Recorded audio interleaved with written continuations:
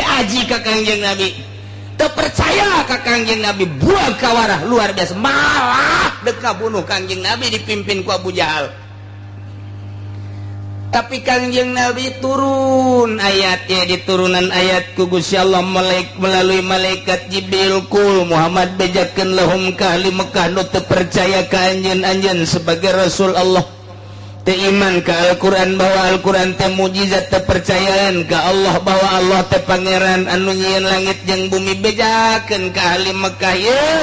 siru fil ardi tsumma zuru kaifa kana akibatul mukazzibin. Bejakeun ka ahli Mekah coba jalan-jalan atuh aranjeun kabeh. Coba atuh berangkat aranjeun kabeh wahai ahli Mekah. Coba anjeun langlang buana coba ka negeri-negeri lain deuleu coba di negeri lain coba tingali ka Israel coba tingali ka Mesir coba tingali ka Syria coba tingali ka Yaman dititah tak urang teh mentak ieu siru fi'il amr siru al-amru idza utliqa yansariful wujub wajib aslina tapi di dia banyak orang kudu lelempangan wajib diatur aya lelempangan wajib aya lelempangan sunnah aya lelempangan mubah aya lelempangan haram aya lelempangan makruh moal kaluar tidinya pikih mah lempang wajib gilir tuh siapa haji bae bang kosu boga pamajikan dua bae urang boga pamajikan nu hiji di Tangerang nu hiji di Serang dua poe di dia dua poe di ditu dua poe geus beak waktuna di Tangerang wajib indit kudu ka Serang berangkat wajib dah mun teu berangkat tsunami sia berangkat ka ditu wajib teh eta mayar hutang geus datang ka waktuna wajib ka ditu ka Serang. Aya anu jawaz langsung ka jawaz teh panjang lah lamun 5 mah nu jawaz bae dagang tak lempangna ieu sakadar jawaz menang lamun dagangna ieu lain jang nutupan dahar poe eta lamun jang nutupan dahar poe eta mah aya nu ngawajibkeun jang sakadar dahar lempang ka pasar dagang santaran lamun teu dagang anak pamajikan di imah teu dahar wajib teh lempangna ti imah ulah ngajedog bae di imah mentak pantes pamajikanna marah ka lah ngajedog bae di imah ngagadean kanjut doang we ai si ai ngomong sakumaha galedeg atuh deh anak gede ka hulu berangkat pantes pamajikan marah ge lantaran beas eueuh duit eueuh jualeun geus eueuh kamari mah kongkorong aya keneh geulang aya keneh tak kasueng-sueng teu nyawan sueng di dieu mah naon gara-garana ieu giwang ka giwang giong beak kukula dijual geus eueuh dijualeun ge calana jero dae kajualna calagina lain jualeun calana jeron mah porosoteun seri pamajikan keur marah ge salaria jasa segala porosoteun segala naon teu boga duit ge morosotkeun terus bae sia ulah sok ngaco bae atuh Masya Allah tak eta ngan ai lain jang dahar poe eta mah jawas statusna kan sakadar menang nah ieu ge sarua jeung dagang hei ahli Mekah cak Gusti Allah Muhammad bejakeun nyabah atuh coba ka Mesir coba ka Irak coba ka Syria coba ka Israel deuleu coba di negeri-negeri lain sanggeus nyabah ka ditu sumanzuru pikir coba deuleu kumaha artina kumaha hasil pemikiranana deuleu di Mesir deuleu di Syria deuleu di Israel jeung di negara-negara lain nu pernah disiksa ku Gusti Allah kaifa kana akibatul mukazzibin kumaha tak kaayaan anak kumaha tak akibatna kumaha tak tungtung na kaum-kaum nu baheula ngabohongkeun ka para rasul. Dole coba nu baheula pernah ngabohongkeun ka Kangjeng Nabi Nuh kaumna dikumahakeun, nu pernah ngabohongkeun ka Kangjeng Nabi Yunus kaumna dikumahakeun, nu pernah ngabohongkeun ka Kangjeng Nabi Daud kaumna dikumahakeun, nu pernah ngabohongkeun ka Kangjeng Nabi Isa kaumna dikumahakeun. Coba urang Mekah titah nyabak ka ditu titah deuleu.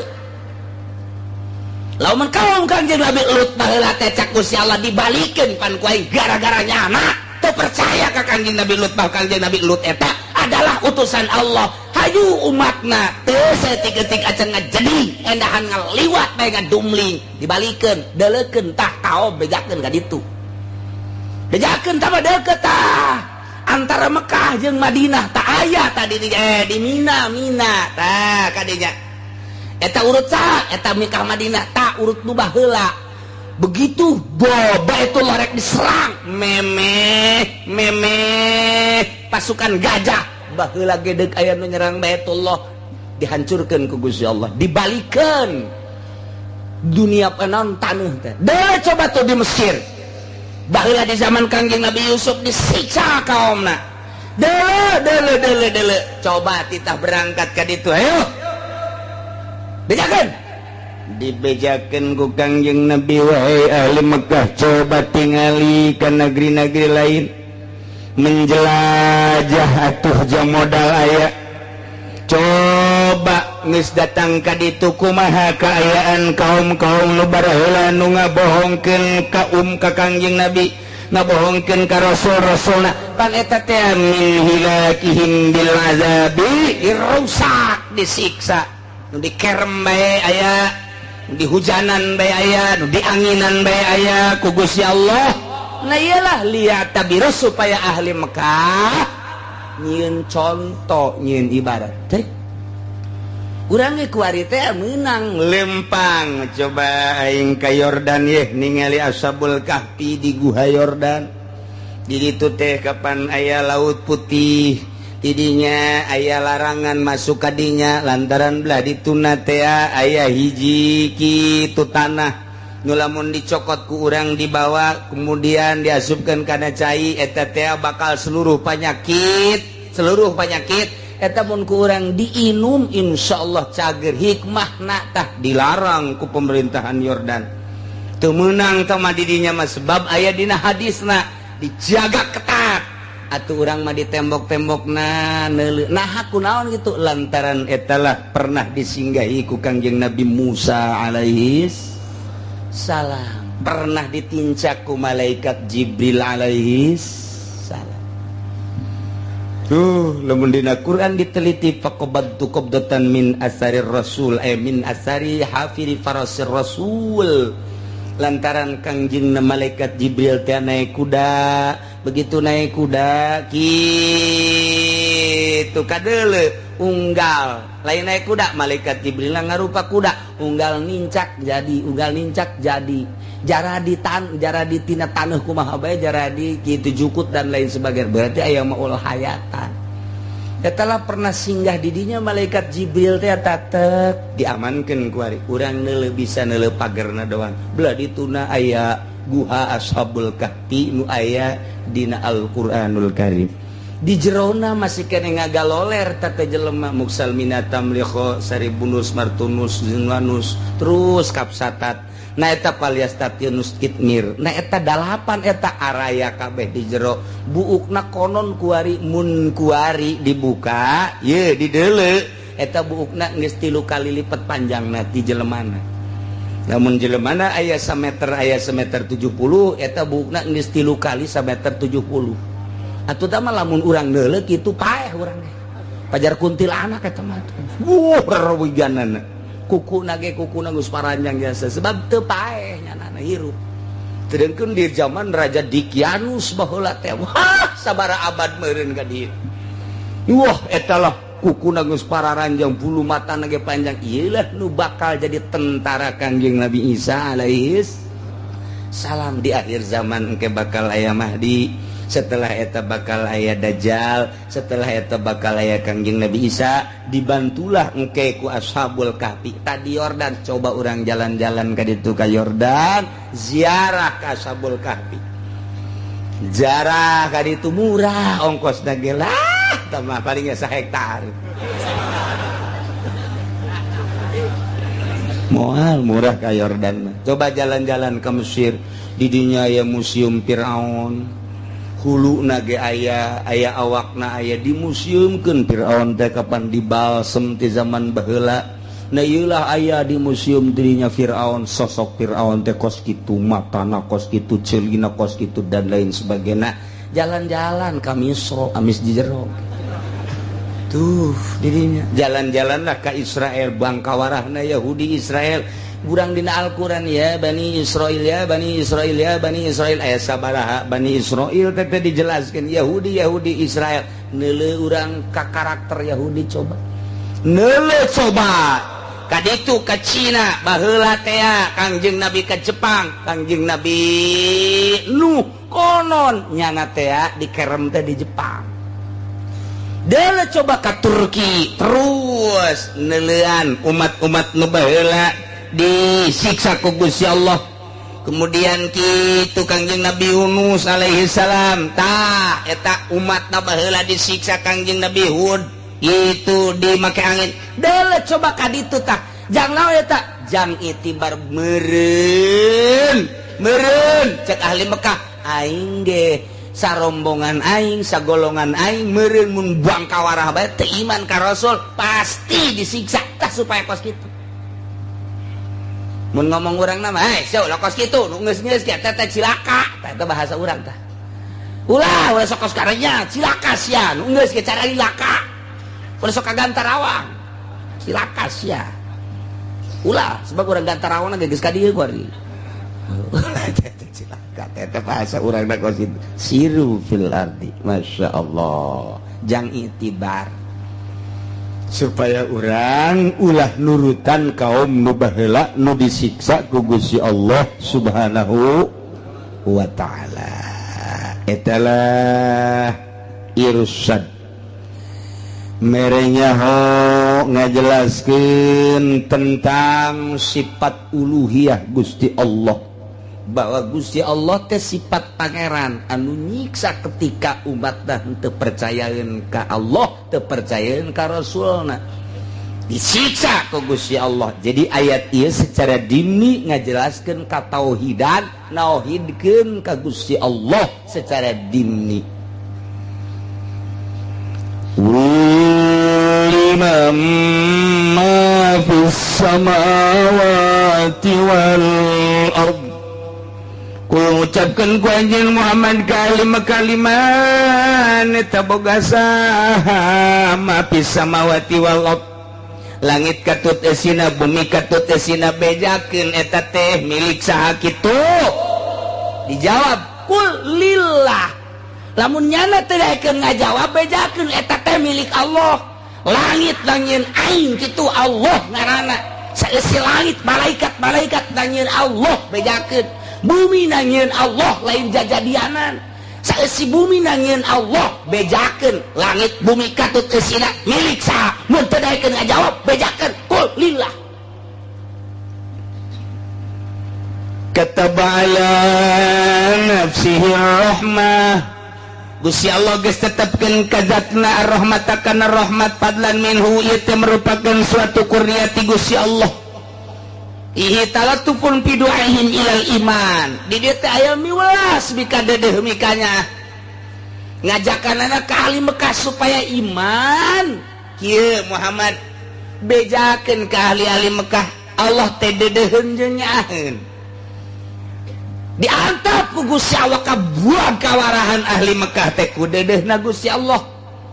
Umat nu baheula mah asal teu percaya ka Rasulna sebagai Rasul Allah siksa. Ieu mah henteu bejakeun Allah teh kataba ala nafsihi rahmah.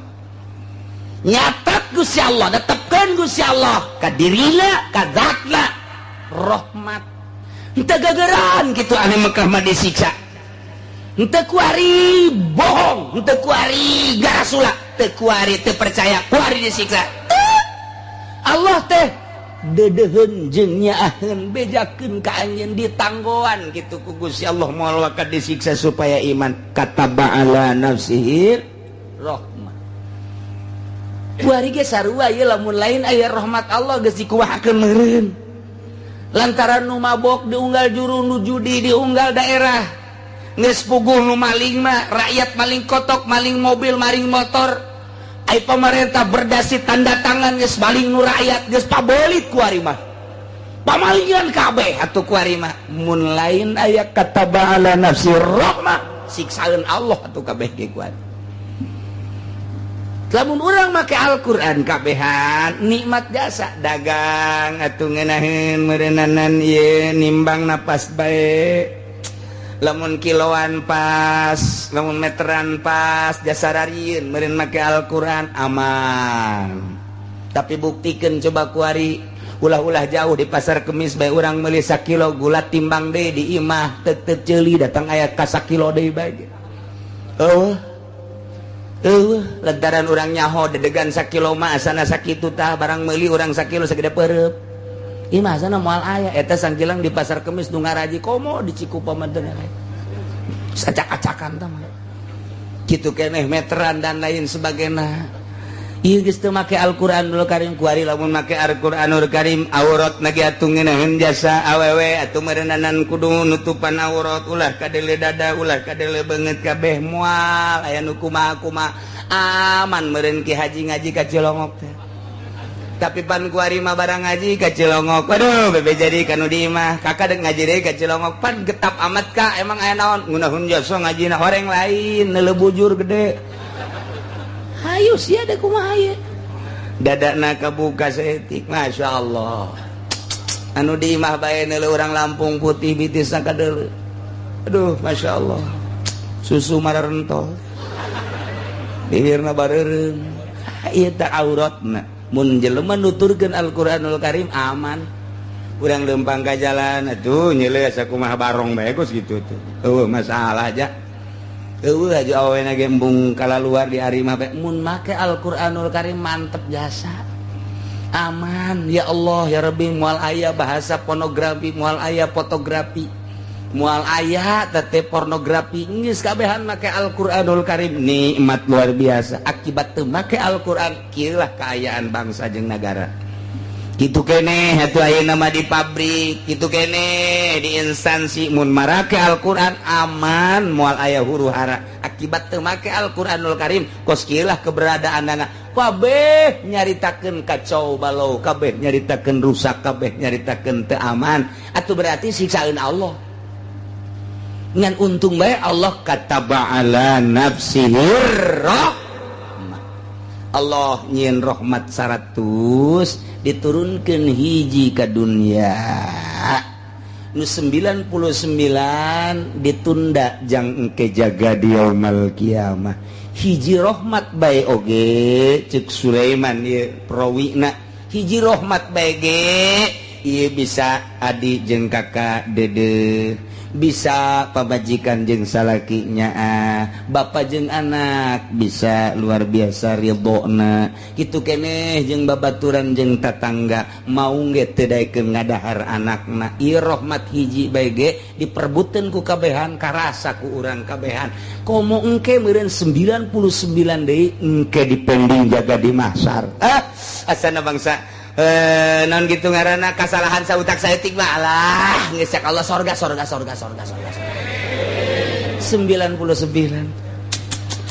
saya patah urang mana urang Cikupa timbang cek malaikat begitu ditimbang ai salat mah salat ngan subuh qada bae cek malaikat ieu nu mata qada bae kunaon teliti peutingna ieu nonton bola bae cenah ieu waduh qada bae ai salat bae salat ngan qada anu 5 deui salat anu 4 teh husu. Allahu akbar sekupi Allahu akbar apan Allahu akbar iyyaka na'budu wa iyyaka nasta'in lampung Allahu akbar aduh ieu masyaallah aya cewek duh kabari kenalan Betty eta salat teh kos kana ditu bae eta salat teh atuh kawehan jakara itu kabehan atuh hai jelema nu teu urusan ruhani mah pasti karar itu bae salat teh pada anu urusan ruhani mah moal dina ayana ge langsung kembali naon sababna misah awak jeung roh papasrahan pan ka Gusti Allah Gusti mata nu aya di abdi teh ieu teh panu Gusti abdi kicep-kicep ku Gusti neuleuh teh didelekeun ku Gusti kebenaran ku abdi digunakeun lain anu dipake karidho ku Gusti hampura Gusti kitu keneh ceuli kitu keneh irung kitu keneh kabeh ke awak urang ya lah Gusti ai jasad mada di mana geus teu aya rohan isuk pageto meureunanan ieu mah dibalangkeun ka kuburan boro-boro deungeun-deungeun jeung tetangga sangkilang pamajikan ge anu unggal peuting sare babarengannya nangis embungeun ku ari mah geus ngagojod bangke dipicen kaleuweung dikubur ieu mah jasad tapi roh abdi ieu pan ka Gusti nah ieu roh abdi teh panu Gusti asal lagi ti Gusti kuari ge diatur ku Gusti dek dikagustikeun bae nu mantak abdi teh dek nurut bae ka Gusti kumaha parentah Gusti tah lamun geus kos kitu coplok roh jeung awak geus bisa hihiberan nalika salat ge roh mah hiber ka sekupi Allah eta mah nafsu ngaranna tah lamun geus bisa kos kitu tah naon eta parabotna hiji ulah resep dunia ulah resep bahasana ge tinggalkeun karesep kana dunia ulah ngudag-ngudag dunia cirina teu ngudag-ngudag dunia tanda teu resep kana dunia cenah aya di lembur ge teu ngudag-ngudag dunia bengek tah mah lain teresepeun geus teu daya teu upaya tah mah lain deui tah mah kos kitu kadua ka makhluk ulah aya di jero hate teh aya makhlukan ulah aya jelemaan di hiji Allah nu katilu nafsu nu kaopatna setan ulah aya geus lamun geus lempeng eta takakarak mantep salat Allahu akbar Allah nu maha agung kaagungan Allah kabayang nyieun langit nyieun bumi katuteusina dadamelan Allah akbar Allah teh kabelah ditu da jieun sorga nyieun neraka saha nu bisa nyieun sorga nyieun neraka akbar Allah teh urang teh ti eueuh ka aya kuari geus aya diurus akbar Allah teh kuari pengurusan Allah kasim kuring ka kaula keur salat lain abdi nu salat teh ja Gusti ieu teh Allahu akbar nikmat salat khusu kakara khusu mentek Mama Bakri mah budak coba talagudag sia memeh salat zuhur titah talagudag budak ayo numbat dag nyana salat Allahu akbar lek teu kadengin talagudag ku husu-husuna salat nu talagudag budak sakitu embatna teu kadenge husu jasa ta salat mantak Sayyidina Ali kita jambut pedang engke bae lamun kula keur salat cabut eta pedang panah teh teu karasa beres salat teh pedang kunaon tadi cabut entos tuan teu karasa urang mah kureungit yang encan nyococan naon geus bingung jauh jasa urang ka Gusti Allah regit maghrib salatna di sisi masjid di kaca kabeneran aya liwat ngaliring aduh celi lain ngadengekeun imam nyana ngaliring waduh itu lempang na mantep awas salat kos kitu jasa tah nanti kayak ditimbang pan eta jore tah salat tah jore malaikat lapar ke Gusti ieu jore salatna naon ka joreanana padahal mah Gusti nyahoeun ngananya tetep tama etika sidang nah ieu mah cak kodo bae kodona kunaon nonton bola tapi salat tu sajana teu usu teu susu-susuan naon neulekeun bujur bae nya salatna cak malaikat teh aju naon deui atuh beres mah cenah ieu mah salat mah salat geus aing lantaran nyimpen rahmat 99 kasorgakeun bae masyaallah asana begitu husu bae asana begitu husu geus lah pokona aing tenang cenah ngaji poe kamari mah geus teu kudu husu ku rahmat Allah mantep jasa ai teh dibejakeun ka emang kos kitu ieu mah matak nu ngeunah dibejakeun ngeunah nu teu ngeunah dibejakeun teu ngeunah ieu tak keur carita kataba ala nafsihir Roma Salman nyaritakeun seperti eta jiatun mantak asal daek ngaji salat sorga ngan dihandeup heula moal haju diasupkeun angel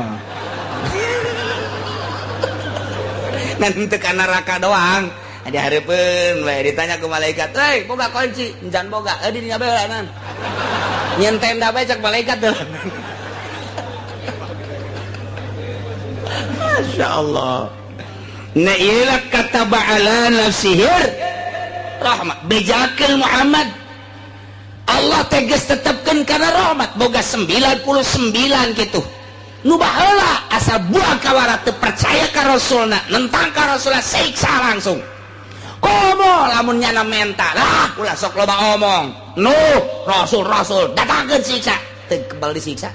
Lah ulah sok loba omong. Rasul coba siksa, disiksa pan ku aing.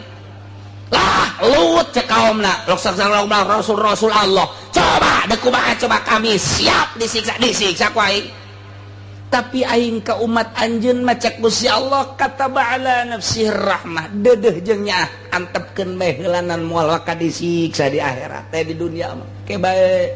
sugan bae nyanang ke di akhir hayatna bisa tobat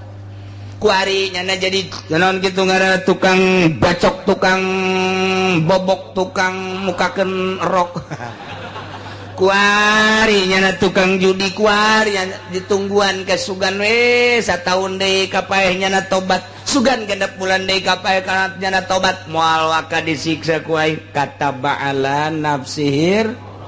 khusus dajang ahli Mekah nu bangkawarah teu gegeraan disiksa ku Gusti Allah dipending bae kumaha ke di akhirat umum najang urang kabehan mun kuari rahmat Allah siksaeun malulu sabaraha puluh nu mabok di Citra sabaraha puluh nu mabok di Puri lain Puri ieu sabaraha ratus sapetingna nu zina ngarebu beureun Jakarta Tangerang Surabaya Bandung nu zararinah masyaallah muringkak bulu siksaeun Allah anu ngridit sabaraha siksaeun Allah teh masyaallah anu ngagunakeun bunga bang siksaeun Allah riba tapi ya Allah ya Rabbi tapi aya rahmat Allah teu gegeraan disiksa ulah ngeunah-ngeunah di akhirat engke disiksa lain berarti lah aya rahmat Allah ieu tenang bae ngridit ge lain kitu salametkeun diri urang saat batur ngridit urang mah henteu saat batur ngagunakeun bunga bang urang mah henteu engke mah engke nu ngaharamkeun bunga bang ge bakal dipersulit engke mah anu ngahalangan kana kredit ge dipersulit naon tekanan Amerika ieu teh sistem Yahudi perdagangan aya Indomaret aya Alfamart sistem Yahudi dipaksakeun di urang mengalahkeun rakyat leutik geus bae sabodoh rakyat padek dahar sistem seperti eta kredit supaya sistem Yahudi nu aya multi terus dilaksanakan dipaksakan ku ari kiai bari lu aya keuntungan teu dideuleuh meureun takribna jeung Fathul Muinah endaan ka babawacaa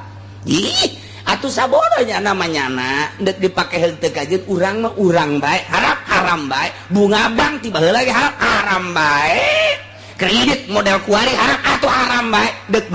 nurut lain urusan kiai urusan nyana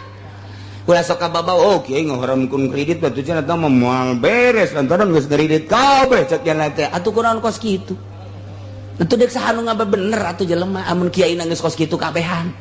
atuh teh mah atuh eueuh kiai eueuh jawar ka mah akur bae al hadin sawa tah mah atuh bal beres tah mah engke ka dituna ge woi atuh je mah usim ngadu kotok urang ngadu kotok bae yuk atuh kiai engke ngadu kotok bandar kotok kuari ge geus dibere ai siet mah ku tukang ngadu kotok lumayan cak kiai lah ulah digegereh budak ngadu kotok ieu emang kunaon kiai sok aya ka dieu samsu bae mah tolol tah kiai goblok tadi tah kiai aduh masyaallah tapi emang geus kos kitu kaayana ulah sok lah antepkeun barudak ieu sakeun antepkeun lah teu ganggu ka urang nya urang teh kiai paneta mah haram tuh main gap lah biar main gap ngomong lah emang kunaon gitu lumayan apaan satu deuleu tuh si anu tah eta kunaon itu nya sok ngawak ka dieu gula kopi santepkeun bae lah main-main nyana ajo atuh kiai nu ngadahar kopina deui hasil mah itu beres di akhir zaman Masya Allah, padahal mah hurima akhdhuhu hurima intahuhu, mana nu haram naon nu haram dicokot haram dibikeuna. Atuh kos kitu bae sakali haram atuh haram bae. Ieu teh barang nang main dicokotna haram, istimal teh haram, duit mah eta kana istimal lamun kana duit mah sok anu ngomong kieu isi cek cenah haram-haram jadi mah duit-duit kan duit nu aya di nyana atuh ieu duit nu aya duarang atuh ieu pan diharamkeun ngaji heula atuh sia tolol atuh akibat teu ngaji kos kitu tah loba nu ngomong karitu saya duit teh ieu keneh pan ieu teh ku sebab kitu jadi haramkeun jangan lagi nya kalau duit ieu keneh ngaco tak kiai sia tak kiai nu ngaco goblok ayo teu ngaji hararese ngaji heula atuh ulah sok juga hukuman sorangan. Jadi istimalna deuleu tadi usul fikihna geus ma hurima akhdhuhu hurima i'ta'uhu wa ma hurima talabuhu atuh hurima deui akhdhuhu. Nah anu haram di teanganana haram gitu dibikeuna atuh haram di teanganana nyogok haram menta disogok ke haram. Judi duitna haram dibikeun lagi ka kiai haram sarua bae. Talamun aya jelema judi mi mere ka kiai aju kiaina narima nyaho aya teh nyaho onam rada dihampura. Ieu mah teu nyaho. Ieu teu nyaho bae ladana atulah ngono hararese jasa. Ieu mah keur teu nyaho tah. Masalah ieu mah nyaho eta teh hasil judi. Judi inum ku kiai didahar ku kiai. Coba sholat Allah cek paru yang amat dia ya ngasan tengarin ini sholat deh bensin 2 tak bensin tak 2 tak anu mantak kuari duit di pemerintah duit pajak haram pajak mah kabeh ge geus mutlak sama seluruh imam pajak mah haram dibikin ka kiai pakai sholat ku kiai Allahu Akbar tek ceuli teh lain cakula Imam Ghazali ngomong kos gitu Imam Qusairi ngomong kos gitu Syekh Abdul Qadir Al-Jailani ngomong kos gitu deleukeun jelema nu bensina teu beres moal husuk kajen kukumaha mantak satungtung nyana cicing di pemerintahan kajen teuing ka mamana lalakona tetep bae moal husuk bensina teu beres bensin teu beres moal kajen kukumaha bisa disumpah bisa jasa jeung mah husum lain kos kitu cenah eta tarangna hideung badug-badukeun ku sia kena hideung aing mah teh sieun kuno serem henteu sieun kuno tarangna hideung henteu saeutik ge henteu tambahan hideungan ku sia pekan bieu belum teu gimbir naon sabab kadeuleu jasa lain kitu jelema husum mah lempang nage geus kadeuleu diuk nage geus kadeuleu ngomong nage geus kadeuleu jelema husuk mah deuleu Gus Dur kula mah selalu nyele Gus Dur teh lainna naon nu kadeuleu ku kabehan ketika diuk tak leungeun di dieu teu robah-robah eta ahli thariqah mah kos kitu tak deul kieu bae cenah jeung kikian kotek teh mah gayanya leungeun coba urang mah pan lamun diuk dia tuh leungeun ka mana bae ka ceuli ka irung atuh leungeun ngopepan artina lamun diuk keur teu ngaji di dieu ini mah kieu bae ngobrol kieu ngaji kieu eta teh hese hayang diuk kieu coba saminggu bae bisa kitu mun teu kurus ya teu deulekeun diuk da ku jeung mantep ku ahli thariqah ka ahli thariqah ka dulu kumaha ge diuk da lain deui atuh boga jurus-jurus tersendiri mentak lamun aya diuk di dieu nganggang bae ieu na. Oh, cimacan berarti. Atuh kanyahoan bae. Masyaallah kataba ala nafsihir rahmah la yajma'annakum ila yaumil qiyamah. Yakin Allah bakal ngumpulkeun ka aya renjeun kabeh ahli bekah khusus umumna katabehan ila yaumil qiyamah tepikeun ka poe kiamat maksudna engke di poe kiamat kuari mah moal disiksa cek Gusti Allah deudeuh jeung nya aing kena diantepkeun ka aya hiji 2 modal kamari di Aceh aya hiji 2 modal di Yogyakarta aya hiji 2 Jakarta ka Kerem modal hiji 2 eta mah jang itibar nu sajana bae ulah kitu atuh aing teh bakal nyiksa deui sia kita kuari sebenarnya tsunamian gempaeun deui Tasikmalaya baheula Masya Allah gunung Bitu walah luar biasa ambalayahna jelema datang ka dikawin-kawinkeun asal aya nu daek ngawin bepan kula mah keur di Garut tarita begitu isuk-isuk dek ngaji isi loba lebu naon ieu oh Gunung Galunggung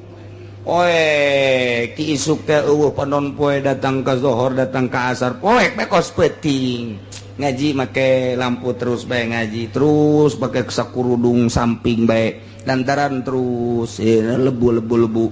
nah isukna rada saeutik wah ternyata geus mayak di cek kiai teh ka santriyu urang ngalayat ka ditu nyeun eta teh nyaon ngaranna nyeun lontong di imah nyeun lontong atuh santri mah atuh milu bae ka kiai geus pokona mah geus lain nu tsunami bae geus gunanya atuh santri berangkat ka itu maya krimbil di desa di masjid di balai desa di masjid di kecamatan lain sebagainya sedih eta teh mulai dibawaan ka Jakarta nu boga anak 5 nu parawan 3 dikawinkeun jeung saha bae di Jakarta jeung bos-bos nu bisa nganapakahan terjadilah seperti eta Tasikmalaya komo nu rangdang mah teh emang henteu galunggung ya teh nya geus siap bae nangkarak geus siap bae geus terus jual murah kawin asal aya coba seperti eta sampai hati henteu sileun normal henteu sampai lantaran ieu dahar hese nu boga anak 7 nu boga anak 5 eueuh di jalan iwal ti eta dibawalah dikawinku di Bandungku di Jakarta terus ta eta teh jang itibar urang mah henteu kudu ka jauh-jauh coba bae nu tadi teh siru filardi wae urang Tangerang coba berangkat ke Gunung Galunggung deuleu tu urut-urutanana cuman dulu kumaneh kaipakana akibatul mukadzibin kunaon eta make jeung disiksa Gunung Galunggung Bitu horenganan rentenir kelas kakap di dinya teh horenganan judi di Galunggung teh Masya Allah nu mantak dikos kitukeun ku Gusti Allah mun urang karyana urang ningali padang kamari kuari geus teu puguh sabaraha meter ka handap diambleskeun ku Gusti Allah kunaon eta urang Padang atuh geus ganyahoan ku urang di Padang kos kitu geus lain rahasia deui judi mabok renten geus kitu jataga kuari geus teu puguh di mana-na sabaraha geus jadi tulang belulang tah eta teh coba ka ditu tah ieu urang mah henteu kudu ka ditu ge atuh di televisi aya ieu tah Padang tah urang nama di Cikupa tapi ieu pikiran keur di Padang melalui televisi urang keur ka Padang dimensi Padang melalui televisi urang kuari mah bisa lalakon ka dunia komo tamah urang aduh muka di jero kamar weh laptop eta mah ke dunia maya apang-apangan mimiti neuleuh Kanada waduh neuleuh Inggris walah neuleuh deui ka ditu ka Timur Tengah balik deui kuari ka Jerman balik ka Jepang waduh modus da kapencet-pencet taranya kepencet ya mah pengahaja dek kumaha Masya Allah lalakon lain imam mantak sing ada besia boga anak di jero kamar bae ulah pajar husu belajar bebeja anak kula mah alhamdulillah cenah teh kaluar-luar kiai husu jasa geus boga uulinan cenah di jero eta teh keur nyaba ka dunia tolol sia teh keur acak-acakan tah di kamar bae ge geus embung teu dahar teu nginum ge nya geus wah keur di sorga cak kana kolotna katipu nu mang meulikeun kolot nu apeng-apengan anakna atuh kolot ge ka bawah tah mah kolot ka bawah tah eta kuari dunia teh seperti eta Masya Allah keur mejehna acak-acakan nyaba ka unggal nagara teu kudu naik kapal pesawat langsung melalui internet pencet geus araraya kabeh ge ieu lah nu disebut kitu era globalisasi informasi per detik ku urang kanyahoan ku ari mah tinggal bisa na jeung tinggal bisa mukana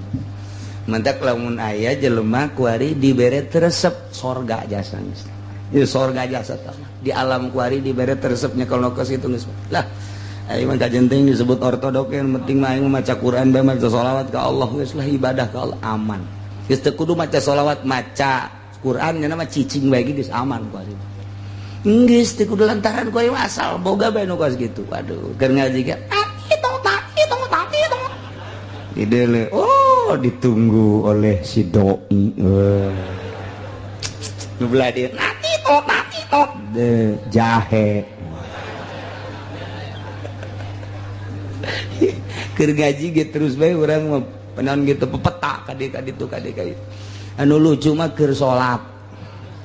Keur salat, Masya Allah 2 rakaat etana dangdut. Naonna karang-karana? Dangdut kujara dipaehan atuh keur salat itu dipaehan ieu gandeng di dituna terus bae deui eta teu dimaehan joget keur salat. La yajma'ukum ila yaumil qiyamah. Allah netekeun rahmat moal waka disiksa dedegengnya ngajakan ka alim ka khususna umumna ka seluruh manusia nu aya di alam dunia.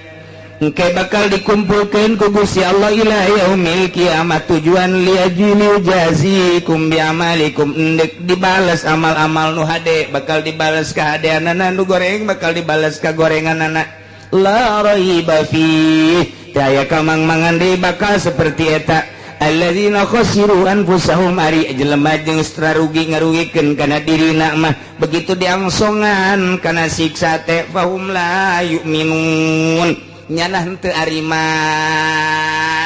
ikeur di alam dunia na manehanana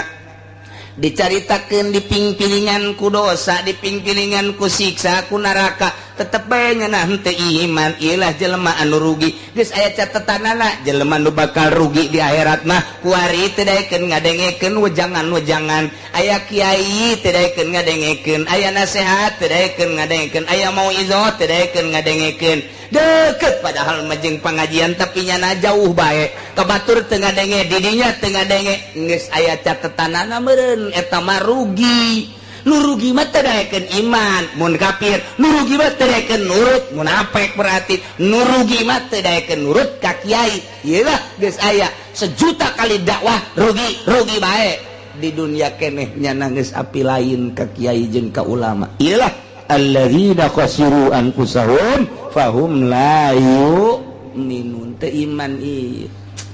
Masya Allah nu mantap kurang mah kuari alhamdulillahirabbil alamin di akhir zaman orang masih sempat keneh ngaji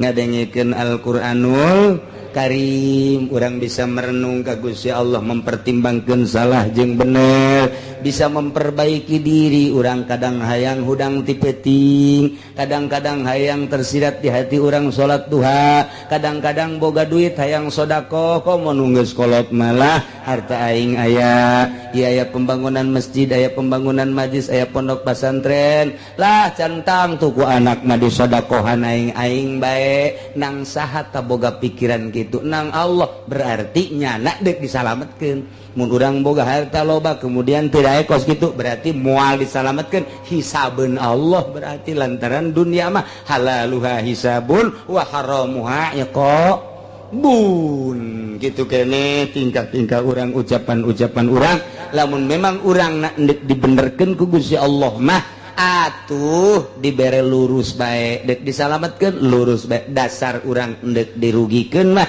disalahkeun bae ka dituna hakikatna mah kabeh ge meunang Gusti Allah nu mentak urang mun tayang ka Gusti Allah subhanahu wa ta'ala mudah-mudahan urang dibere sehat wal afiat dibere kuat urang ibadah ka Gusti Allah dibere daek taat ka Gusti Allah nurut ka Allah jeung Rasulna